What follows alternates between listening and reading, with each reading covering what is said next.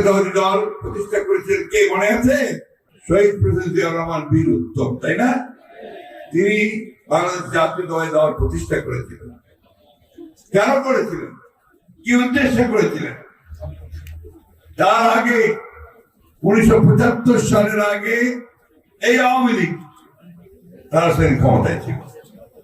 তখন নেতা ছিলেন শেখ মুজিবুর রহমান। তিনি অবিসংবাদী নেতা।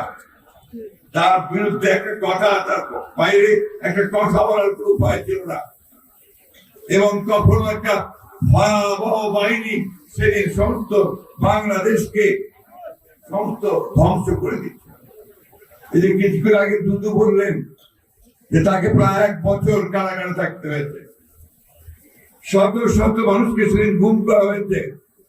শুধু কুষ্টিয়া চুয়াডাঙ্গা এলাকাতে 1000 লোককে হত্যা করা হয়েছে, গুম করা হয়েছে। সারা বাংলাদেশে 30,000-এর উপরও তরুণ কিশোরকে সেদিন হত্যা করা হয়েছে শুধু বিরোধিতা করা। এবং রক্ষী বাহিনীকে একটা নতুন বাহিনী তৈরি করা হয়েছিল। আমি চেয়ারম্যান সরকার থেকে অনুমতি দেব, এই কথাগুলো বলা প্রয়োজন। আমরা ভুলে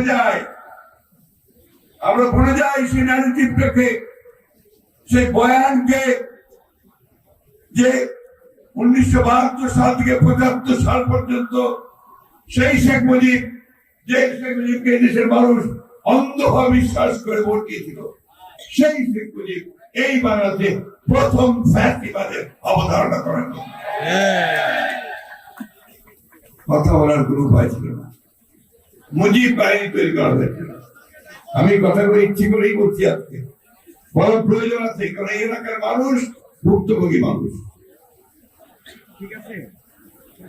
রক্ষী বাহিনী, মুজিব সেনা, এবং তাদের স্লোগান ছিল এক নেতা এক দেশ, শেখ মুজিবের বাংলাদেশ। মনে আছে আপনাদের? অনেকের যারা মুরব্বী আছে তাদের মনে আছে। বন্ধুগণ, সেদিন আমাদেরকে ভয়াবহ পরিস্থিতির সম্মুখীন হতে হয়।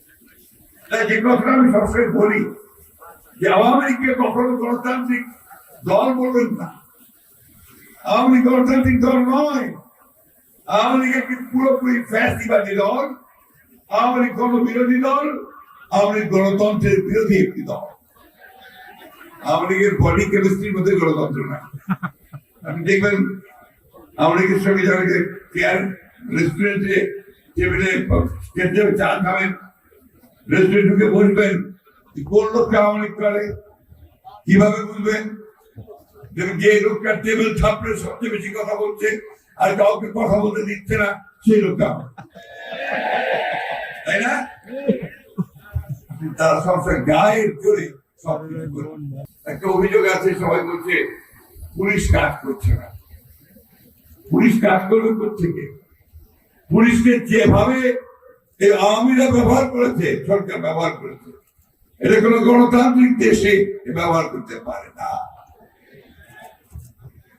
বন্ধুগণ, সেই অবস্থা থেকে আমরা আজকে বেরিয়েছি।